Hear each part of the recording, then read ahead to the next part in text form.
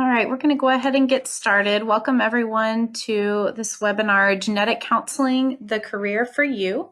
There will be three of us presenting today. My name is Sarah Huguenard. I'm a genetic counselor at Baylor College of Medicine. You'll also hear from Amber Gimmel at UT Southwestern in Dallas, as well as Megan Choates at UT Health in Houston. We're glad that you're here joining us today and excited to share with you a bit more about genetic counseling. Just a quick housekeeping note, if everyone can please keep your microphone muted and feel free to submit any questions you might have via the chat function at the bottom. So some of the things that we're going to talk about today include what is a genetic counselor, what is genetic counseling, why does one become a genetic counselor, and also how does one become a genetic counselor? I know many of you are in high school or college or planning a future career and are thinking through what you might want to pursue.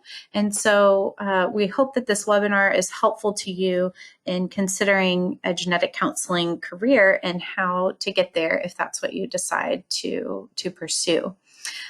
So I'm going to go ahead and pass it off to Amber to kick us off. All right, hi everyone, glad that you could join us. So just a little bit about myself. So I am actually originally from Manitoba, Canada, and I did a degree in genetics, and then from there I moved actually to Minnesota, where I did my master's degree in genetic counseling. And then as Sarah said, I now work at UT Southwestern as a cancer genetic counselor. And so just to start us off, what is a genetic counselor?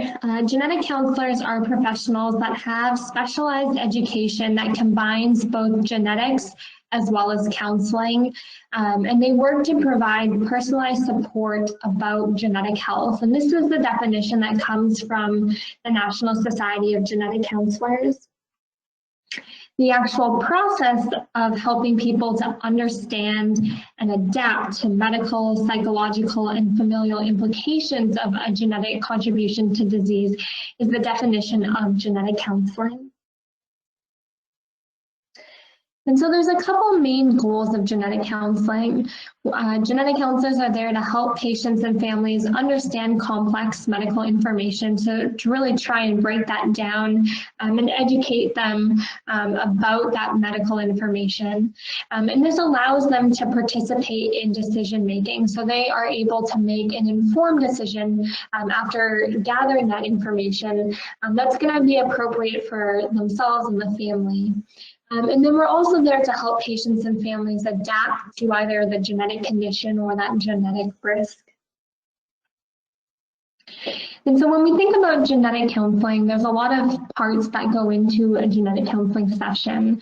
Now, often these can be in person, but we can also do telephone or televideo appointments, which in the era of COVID-19 has become a lot more common. But typically we have a reason for referral. And we kind of talk through, why are they coming to a genetic counselor? What are they hoping to get out of that appointment? Kind of what questions do they have?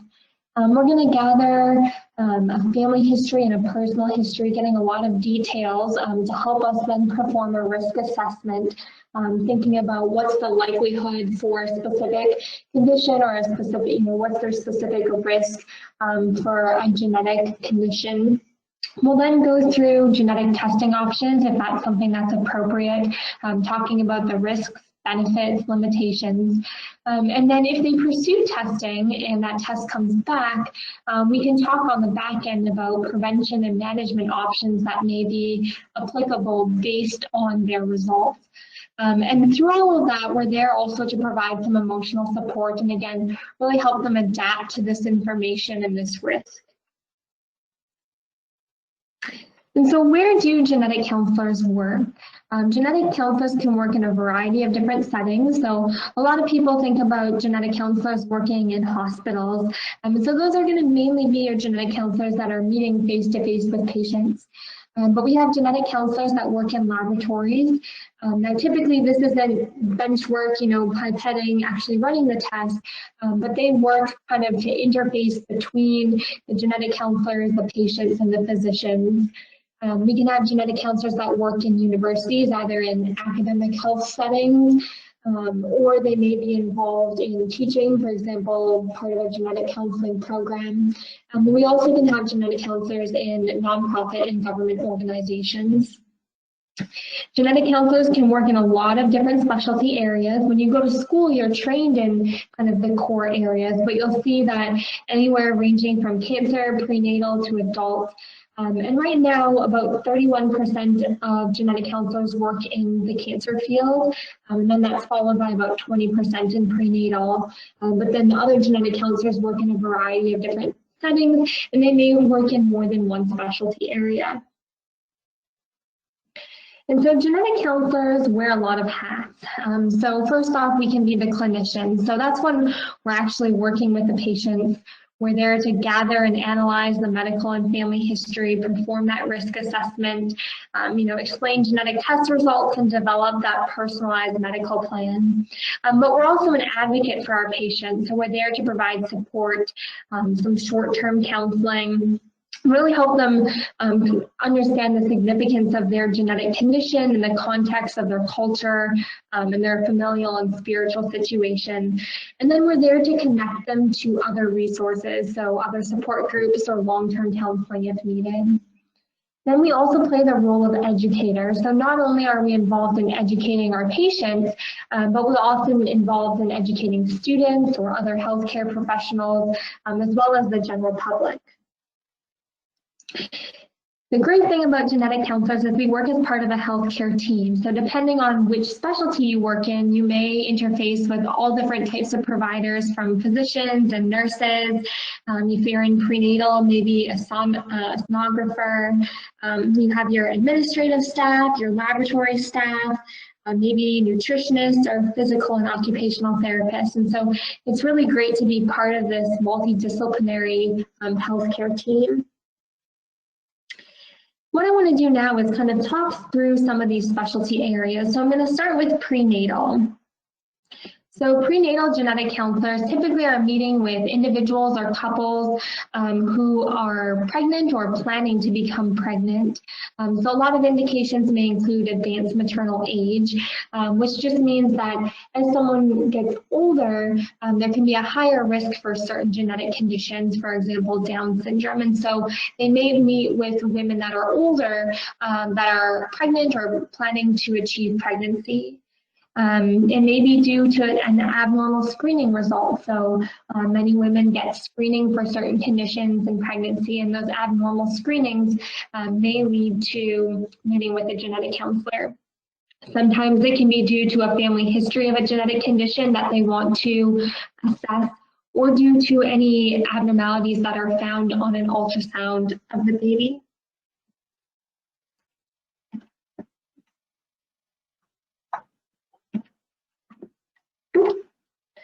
So when we think about prenatal genetics, there's lots of screening tests that can be done. So there's blood screening tests, which can be done to screen for the risk of a chromosome abnormality. So for example, Down syndrome or trisomy 13. We can have ultrasound screening, which again is just looking for differences or abnormalities that may suggest a genetic condition.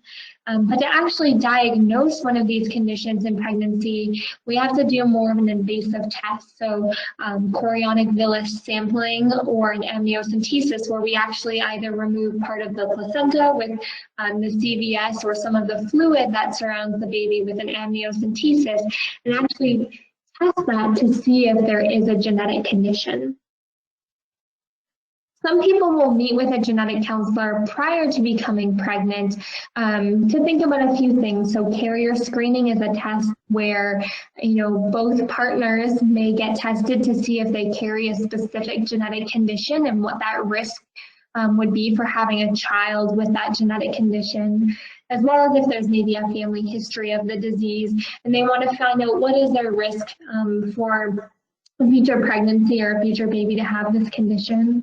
And so in some cases, they may do what's called pre-implantation genetic diagnosis, where they actually create the embryo outside of the body, and then they test the embryo, to see if that embryo does have the genetic condition, and then may only implant into the uterus the embryos that do not have the genetic condition. So potentially the ones with the little check mark that says this embryo does not have the genetic condition. Next, I want to talk a little bit about both pediatric and adult genetic counseling. So pediatric is really just those genetic counselors that are working with individuals that are under the age of 18. It may be due to an abnormal newborn screen. So when babies are born, they have, cut from a heel prick, a little bit of blood that is tested for certain genetic conditions. And if that comes back abnormal, the family may meet with a genetic counselor. But also if there's an intellectual disability, or if they have any dysmorphic features, or they just don't seem to be thriving, those are some indications to meet with a pediatric genetic counselor. In the adult setting, we're just working with individuals that are over the age of 18. So this could be any adult with a genetic condition. For example, maybe there's heart disease in the family, or maybe there's Huntington's disease, which is a progressive disease that we often see presenting earlier in subsequent generations, or essentially just any genetic condition that may be in the family that they want to be assessed for. Now, I specifically work in cancer genetic counseling, and so cancer genetic counselors are really testing for a predisposition to cancer, and so there's certain things that make us more concerned that there may be hereditary cancer. So if we see a really early age of diagnosis, so someone with cancer under the age of 50, or if they have multiple or bilateral cancer, so we think about more than one cancer, or cancer in both breasts. Cancers that are linked together, so we can see both breast and pancreatic, or breast and ovarian cancer. We know these can occur in a specific genetic condition, and so if we see those patterns in the family. Also, most of these conditions follow what we call an autosomal dominant pattern of inheritance, which means it takes a mutation in only one copy of the gene to have that risk or that predisposition. And so typically in these cancer conditions, we're going to see cancer in multiple generations. And then lastly, if we see rare cancers in the family, so something like ovarian cancer, or a male that develops breast cancer. Now, individuals who appear to be at risk for, I think that's duplicate right there, sorry guys. Next, moving on to testing. So this would be the laboratory genetic counselor. And so laboratory genetic counselors work with the clinical genetic counselors, so the counselors that are seeing patients, as well as physicians and their clients. And so they kind of form that liaison between the lab and the patient and the clinical genetic counselor. And so a lot of the times they're providing information or data on a genetic test. They can really help with assisting in communication and clarification of a result that you may get from that lab. They can help identify maybe what the best testing approach is. And they may even be involved in writing the laboratory report, so providing some of that research and putting together that report. We can also have genetic counselors that are full-time or part-time research genetic counselors. In this case, they're working with patients or participants for research studies, along with the recruiting physicians in the institution. So they're often involved in coordinating recruitment and enrollment of individuals and families for studies. They may walk them through informed consent process. And they may be heavily involved in grant writing, so trying to obtain funds to be able to have research studies. But there's a lot of other clinics. So we now have genetic counselors that work in cardiology clinics, so related to cardiac conditions. Some counselors specialize specifically in cystic fibrosis, so working with patients that have CF. Kind of some new up and coming areas include psychiatric genetic counseling and neurogenetics. I just kind of want to walk you through a little bit about the day in the life of a genetic counselor. Now, this would be specific to a clinical genetic counselor, but we have a lot of responsibilities and a lot of tasks. So one of the things is going to be seeing patients. So we may spend a lot of time seeing patients, again, either in person or televideo, telephone. We do spend a lot of time on the phone, so we may be talking to patients, we may be talking to the testing laboratories or insurance companies or other healthcare providers, so kind of coordinating the care for our patient. We're involved in ordering genetic tests for our patients and then calling out those results and interpreting those results for our patients. We do a lot of documentation, so every time we see a patient, we write a letter to summarize that visit. And when we get results, we share with our patients and their physicians result letters, or if they did test positive, meaning they have a genetic condition, we may have letters that they can share with their family to help encourage them to undergo genetic testing. A lot of clinical genetic counselors also perform research kind of as a side task, so they may be involved in some sort of research project.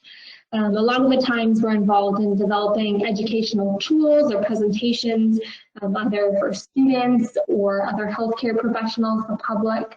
One of the great things is that we get to supervise learners. So as you become a more advanced genetic counselor, you get the chance to supervise genetic counseling students when they're working through their programs. I'm going to now turn it over to Megan. She's going to talk a little bit about why someone may want to be a genetic counselor. All right, you guys. So just a bit about me before I get into this part. So my name is Megan. I'm a prenatal genetic counselor with UT Health here in Houston, Texas. And hopefully now that you've had a glimpse of what genetic counseling may entail, you're considering becoming one. But if you need any more persuading, let's see, genetic counseling was named one of the 25 amazing healthcare support jobs in 2017. This year in 2020, it was actually ranked number 2 out of that list of 25. And one of the best 100 jobs in 2019, and it's actually currently ranked number 25 in 2020. So within the field, genetic counselors report high levels of job satisfaction just in general, but the field continues to grow with more jobs available than counselors entering the workforce. And in fact, most students had guaranteed jobs if they wanted to, even before graduation. Salaries can also be quite competitive.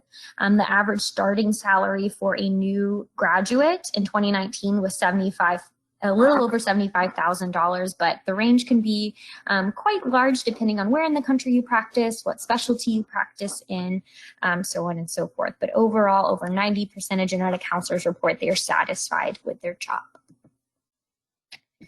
Contributing to these high levels of job satisfaction, this career allows for flexibility. So instead of having to go back to school or undergo an entire career change, if you're experiencing some aspect of burnout or fatigue, our one single board exam certifies you to practice in any specialty. So if you start out in prenatal and after 5-10 years you are just ready to try something new, you can jump to industry or cancer or the lab setting if you wanted to without having to get a new certification or go back to school. So counselors can move quite fluidly between different positions and do so easily. We also have a lot of autonomy since we're considered the genetics experts, and just, of course, by nature of what we do, we are constantly getting the emotional rewards of helping people during a time of crisis or need. So should you wish to join this career, there are a few things that would make someone be a good fit. First, a background in biology or psychology is generally pretty helpful to set the foundation for your education, but we've had students come from all types of backgrounds and still do really well. So we've had people come from communication or education, or even come to us after a major career change, like even after being an engineer. So whatever your background, as long as you are both a good listener and a good communicator, enjoy working with and helping others, and are open to being a lifelong learner, you would likely be well suited to this career. So to become a genetic counselor, you would first need a bachelor's degree, ideally with a relevant major to set you up for having obtained the necessary prerequisites, which we will talk about shortly. But after a bachelor's degree, then you would need to attend and graduate from an accredited genetic counseling program. And we'll talk about what that looks like here in a minute. And then finally, to practice, you would just need to pass the board exam, though some states do also require licensure, which is really just an extra set of paperwork and varies from state to state. In Texas, we do not currently require licensure for genetic counselors. So those prerequisites I mentioned can vary depending on the genetic counseling program, but in general, they include courses in biology, chemistry, biochemistry, psychology, genetics, statistics, calculus, and sometimes anatomy or physiology. So as I mentioned, depending on which program you apply to, there may be some variations, some additional requirements, some of these courses may be just recommended as opposed to required. So just pay attention as if and when you start to peruse those. In general, many schools do require the GRE be taken, although there is a movement to get away from this altogether, or at least waive scores this year because of COVID. I know the UT program is doing away with consideration of GRE scores for this cycle, and I believe Baylor may be as well, but I'll have Sarah step in here in a minute. The other basic metric for consideration would be GPA. Because of how competitive things have become, most students who are granted an interview do have a GPA of at least a 3.0, but the ones who generally are granted acceptance are at a 3.5 or above.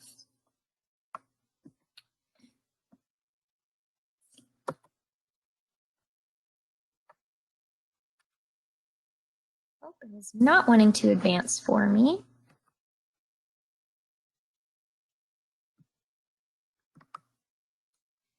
So I'll just keep chatting while I try to get the slide to go on. But the schools that currently exist in the U.S. actually include 49 total programs across the U.S. with 3 pending their accreditation. There are additionally 4 programs in Canada. And should the slide behave, I have a nice map of where all of the schools are currently distributed. There are some new programs. The ones that are currently pending include schools in Missouri, North Carolina, and Wisconsin. But otherwise, there's a smattering of schools across the U.S., with there being some hot spots like in California or the Northeast. Oh, so thank you. So here you can see where all the programs are currently located in the U.S. And if I'll have you continue advancing my slides for me, if that's okay. So in Texas, we have 2 GC programs, both located in Houston. The oldest program is with UT Health, which was first accredited in 1989. This is the program that I graduated from in 2016 and Sarah graduated from in 2015. It's located in the Texas Medical Center and is associated with institutions like MD Anderson Cancer Center, UT Health, and the Memorial Hermann Hospitals. At this time, we currently have a class size of about 10 students per year, and we do expect that to be pretty consistent and stagnant for the foreseeable future. So we'll switch on over to Sarah, who talked a little bit about the Baylor program when she is ready. Yes, my name is Sarah Huguenard. As Megan indicated, I'm a prenatal and cancer genetic counselor at Baylor College of Medicine in Houston, and thrilled to be able to speak with y'all today. There at Baylor College of Medicine, where I work, we do have a genetic counseling program that was fully accredited in 2018. It's housed within the School of Health Professions and is in the Texas Medical Center. It's also associated with Texas Children's Hospital, which is a big hospital here in Houston. And we currently have a class size of 9. my slides will again let me advance. You can see here pictures of our classes from UT and from Baylor. So really have two excellent genetic counseling programs here in Texas. We would be very happy to have you apply or attend our programs here located in the Texas Medical Center.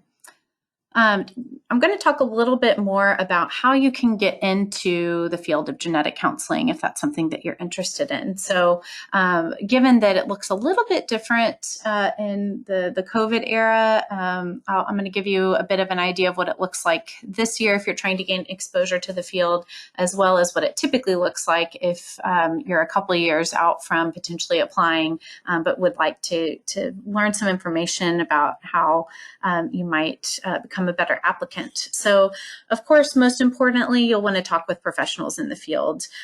This is really important as genetic counseling is a small field. We have small class sizes, and we want to be sure that you're familiar with genetic counseling and that this is what you're interested in before you apply. So talk with professionals in the field, contact a genetic counselor in your area. Typically, we strongly recommend shadowing genetic counselors so that you can see what we do day to day, although that can be, as you've seen, extremely diverse in terms of what a day-to-day life might look like for a genetic counselor. But you also can meet with a genetic counselor in person. Again, probably not going to be as likely to be able to meet in person this year, but in future years, we hope that becomes easier again.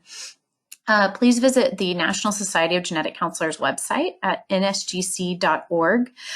There is a tab there called Find a Genetic Counselor. It's easy. You can put in your zip code and even the specialty of a genetic counselor that you're interested in talking with, and it will provide you with the contact information for that counselor. It is also helpful to contact a graduate program director or current students. So for the two programs here in Texas, you might look at the two program pages to find the contact information for the program director, and you can also reach out to the current students in our two programs, as well as many programs across the country. Genetic counseling assistant positions. These are positions that have become more prominent in the past 5 years or so.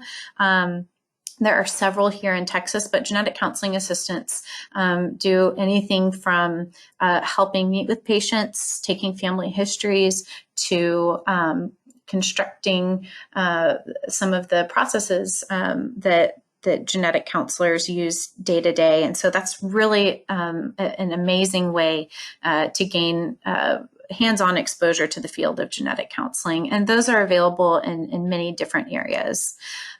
So if you're preparing to apply, one thing that's really important is advocacy experience. So when we look at applications, we want to see that you have some type of training in interpersonal and communication skills, because genetic counseling requires communicating complicated information in a succinct and digestible way to patients in many genetic counseling settings.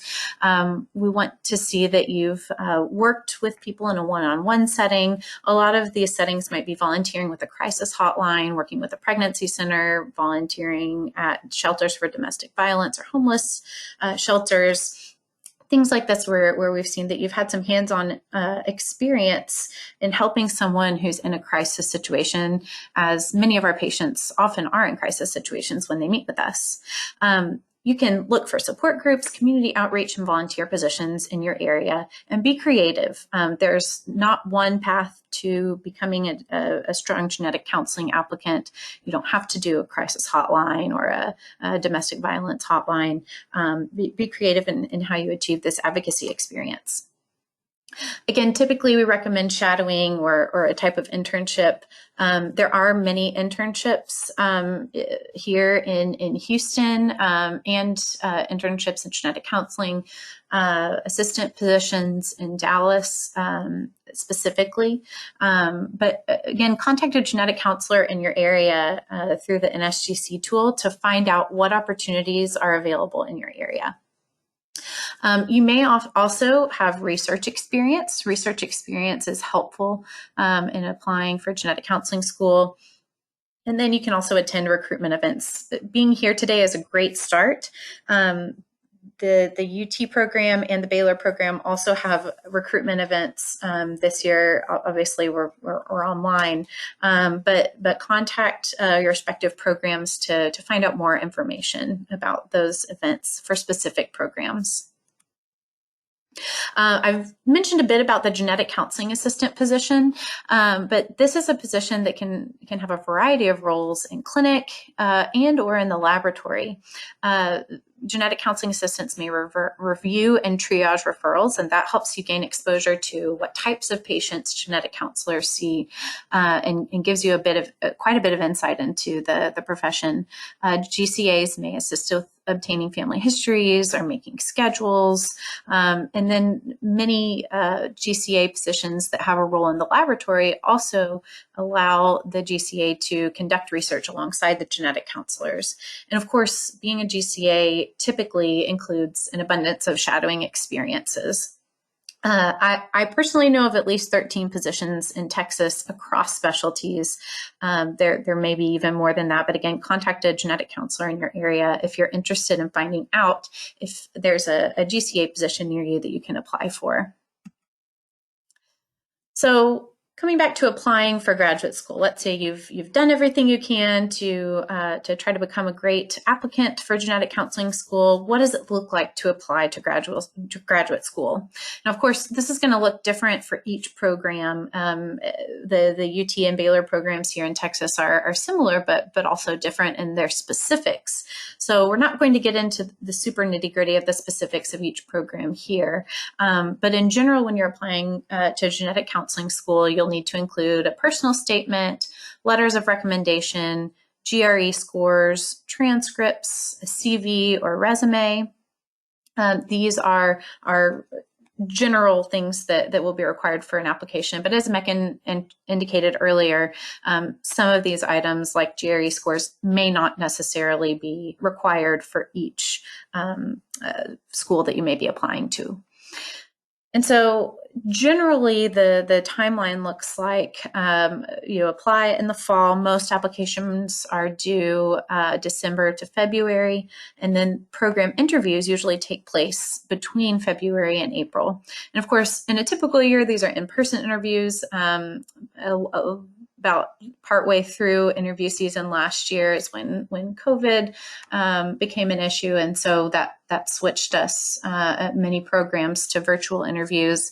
And so interviews may be virtual in 2021, but again, keep up to date with the programs you're applying to if you're currently in this application cycle as to whether they'll be in person or virtual. But know that typically in future years, these are in-person interviews. The match deadlines this year, there is a match program, meaning that when you're an applicant, you apply via the match system. Programs also apply via the match system, and then depending on how you rank schools and how schools rank applicants and schools are matched to each other. And so applicants must submit their rankings by 11:59 p.m. on April 14th this year. And then match day, when you find out what school you're matched to, is on April 23rd of 2021. And that's the typical season of application and acceptances that you'll see in future years as well, if you're not quite to that point. There are many scholarships available, and many of you who registered asked questions about scholarships that are available for genetic counseling students. I would encourage you to contact the programs that you're applying to for specific scholarships that are available through those programs, as they will differ. UT and Baylor both have scholarship opportunities available, but I wanted to highlight this scholarship opportunity. This year, the Texas Society of Genetic Counselors, which is the organization putting on this webinar today, does have a diversity, equity, and inclusion initiative where we will reimburse the application fee for the Texas genetic counseling programs for individuals who are Black applicants. We will also reimburse the national matching services fee And we will provide a one-time stipend for Black students admitted to a Texas GC program to cover things like books. And so we wanted to make sure that everyone's aware that this is available. So if you are a Black applicant for this cycle, please see the TSGC website to find out how you can apply. And this, of course, has come together this year specifically because genetic counseling is a career that embraces diversity and knowledge and humankind. And although the profession highly values diversity, unfortunately, only 1% of all genetic counselors currently identify as Black or African American. So this is TSGC's effort to help change that situation. I want to talk a little bit about the student experience before we give you a few examples of genetic counseling patients. So in graduate school, you take classes. Coursework includes what you might expect, genetics classes, population genetics, cytogenetics, embryology. And then we also have several psychosocial theory, ethics, and counseling techniques classes. So it's really a nice marriage between the biology, the hard science of genetics, as well as psychology, learning how people work and how to help people arrive at the difficult types of decisions that they might need to make in these settings. You may give many presentations during your courses, and you attend and sometimes present at weekly conferences. There's also a clinical rotation component to graduate school. This varies between programs, but most programs include the major specialties, and also specifically the UT and Baylor programs give you the opportunity for elective rotations if you want to spend more time in a particular specialty or subspecialty, including things like research or industry. Graduate school also includes research. This varies between programs. Most have either a type of personal research project or a hypothesis-driven thesis. Both programs in Texas have the latter. So you will have a publication-ready thesis by the time you finish with graduate school if you attend either of the programs in Texas. And then you get a plethora of other just really amazing experiences that help to make you a well-rounded genetic counselor during school. So you may shadow procedures like a colonoscopy or an amniocentesis or even a fetal surgery. You attend presentations and participate in these presentations. Both schools and all genetic counseling schools really value community advocacy, whether for a specific disease or a local group. There are also extracurricular and educational opportunities outside of the classwork. You also have the opportunity to attend the National Society of Genetic Counselors annual conference and other meetings like the Texas Society of Genetic Counselors meeting. There are mentor-mentee activities, so you're paired with a genetic counselor to learn from them one-on-one. You may be a teaching assistant, and really we could go on and on all evening talking about the incredible experiences that you will have in graduate school. And here are a few photos of our Baylor and UT graduates and current students participating in some of these activities that I mentioned, including a March for Science, graduation, a reunion at one of the conferences, and presenting their posters as well at national conferences. So next, we want to talk with you about a few case examples that will give you a bit better of an idea of what we see day in and day out.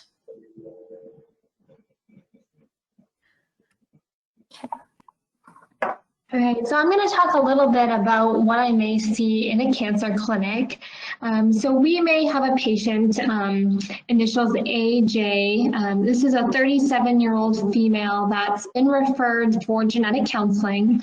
She herself does not have a personal history of cancer, but in going through her family history, she reports the following. So her mom had ovarian cancer diagnosed at a young age and has since passed away. A maternal aunt, so her mother's sister, had breast cancer at 61, is currently living. Her grandmother on her mom's side also had ovarian cancer and passed away at a really young age. And then a brother who's 39 and has never been diagnosed with cancer. And so this here would be a pedigree, which is what we draw out or create when we meet with a patient to display their family history. So the circles represent the females, the squares represent the males. So on the bottom, we have our patient noted with the arrow. And then you can see on her mom's side of the family that we've shaded in the individuals that have been diagnosed with a cancer, different colors for different types of cancer. And so what we know is that about 10% of cancer is hereditary. And I think one of the most well-known examples is hereditary breast and ovarian cancer syndrome, which is due to mutations in the BRCA1 and BRCA2 genes. So if someone has a mutation in one of these genes, they can have an increased risk for breast cancer, both males and females. There's an increased risk for ovarian cancer. Males have a higher risk for prostate cancer, and we can see an increased risk for pancreatic cancer in both males and females. And so what this means is that we have to take care of these patients a little bit differently due to these elevated risks. So this may mean increased screening. So for example, starting breast screening at a younger age, maybe doing more frequent breast screening, starting prostate cancer screening for males at a younger age. In some cases, they can also include preventative or risk-reducing surgeries. So some individuals may actually remove their breasts, have what we call a bilateral mastectomy to reduce their risk of breast cancer. And they may actually remove their ovaries if they're done having children to reduce their risk of developing ovarian cancer.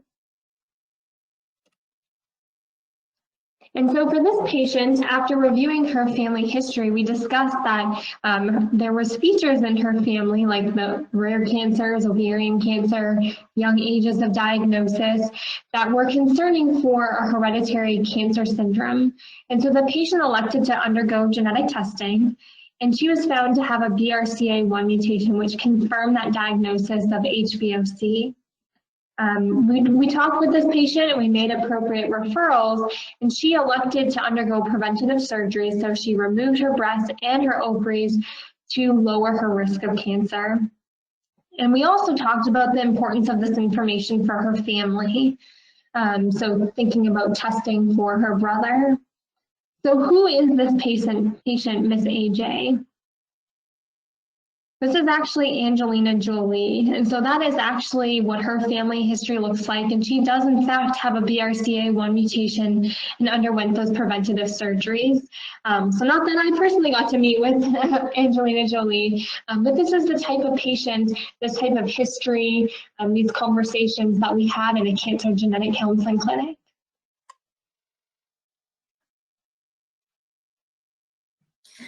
All right, so switching on over, this case represents one that is relatively common to see in the prenatal setting.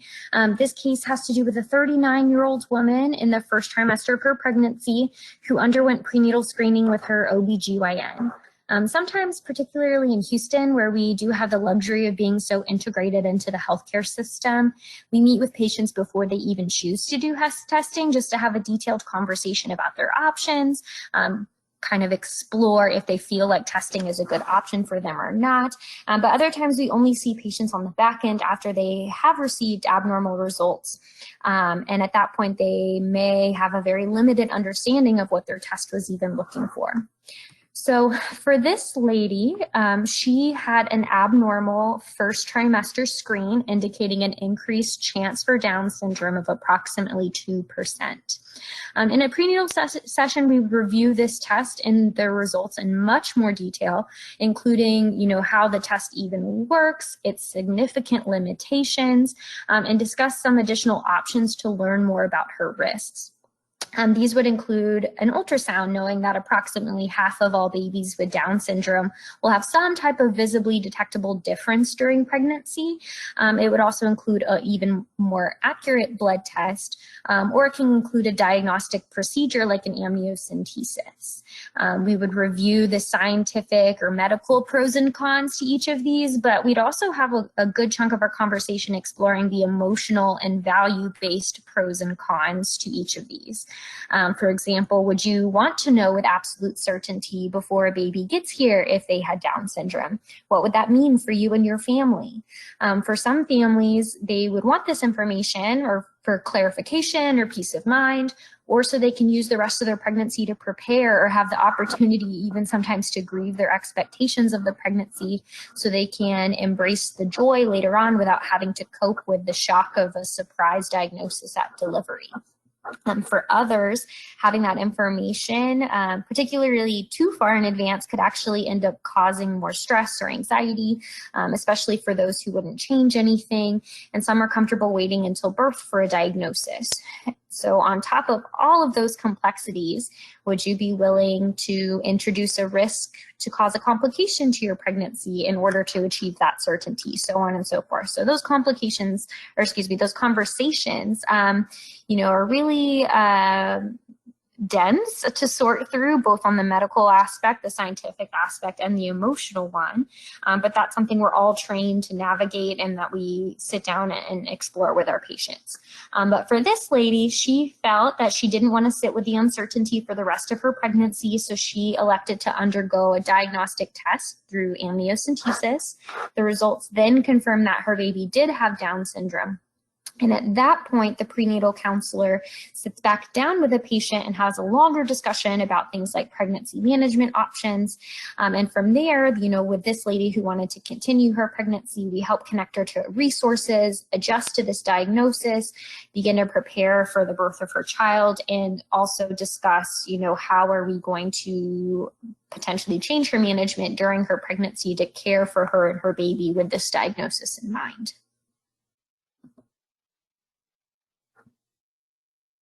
All right, and our last case that we'll present for you today is one from the pediatric clinic. The patient was a 4-year-old boy who came to the clinic due to short stature, developmental delay, and an insatiable appetite. The parents indicated that he was very floppy as a baby or had weak muscle tone. The geneticist and genetic counselor suspect a diagnosis, and they talk with the family about testing options. So this is something that we do a lot as genetic counselors, is talk about different testing options and possible diagnoses with the family and the patient, in this case, the patient's parents. And what we found in this case was that the patient had a condition called Prader-Willi syndrome. This was a rare genetic condition. It affects about 1 out of 30,000 people. The majority of cases are sporadic, meaning it's not typically passed down in the family, but happens just brand new by chance in a baby. And the recommended treatment includes growth hormone therapy. Now, the genetic testing that is able to diagnose this condition is very specific.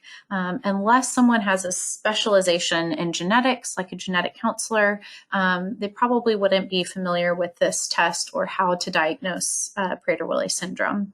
So common forms of genetic testing, such as a karyotype, which, as you may know, is a picture of someone's chromosomes, will not completely assess for this condition.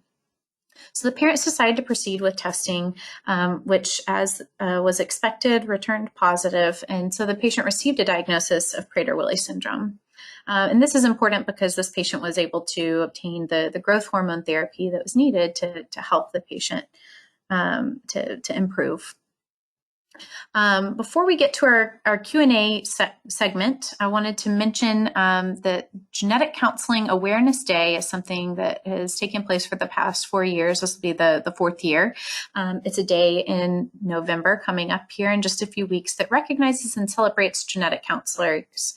And so the Texas Society of Genetic Counselors has come together each year to raise awareness in different ways through a scavenger hunt, social media-based competitions, and then genetic counselors have also given presentations about genetic counseling and tabled at respective institutions. So if you're someone who works at a medical institution where there are genetic counselors, you may see us out there on November 12th advocating for our profession.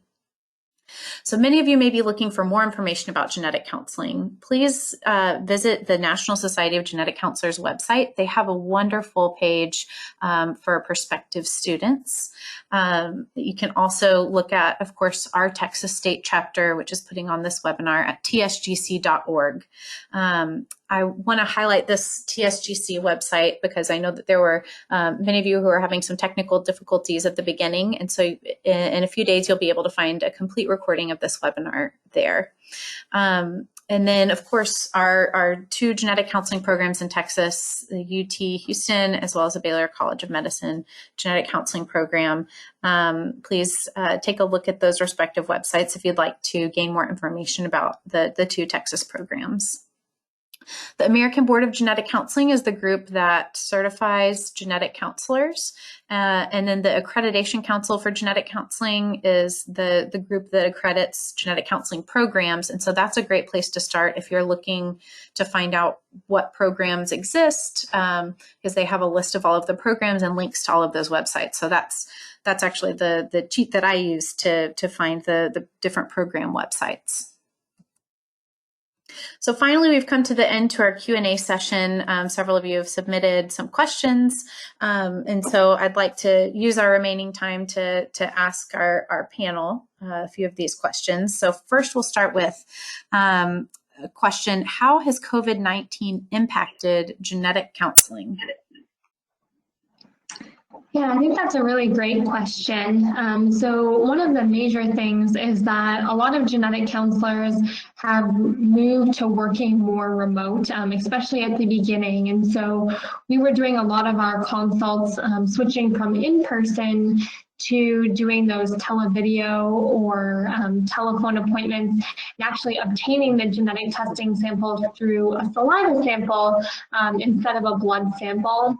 Now I think at this point, we have a combination of some genetic counselors still working remote, some kind of working a hybrid model of seeing some patients in clinic, but still offering those televideo and telephone options.